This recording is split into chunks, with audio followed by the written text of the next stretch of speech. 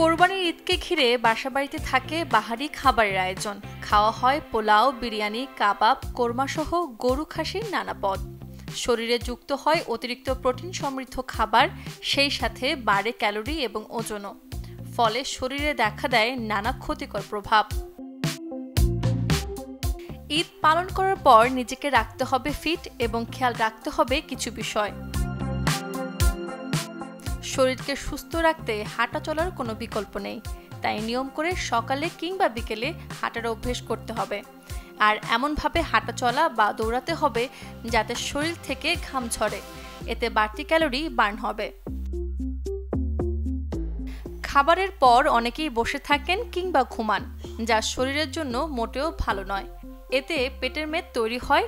নিজেকে ফিট রাখতে খাবারের পর হাঁটাহাঁটি করুন কিংবা ক্যালোরি ঝরাতে ঘরে করতে পারেন জাম্পিং জ্যাক ও স্কোয়াটের মতো ব্যায়াম।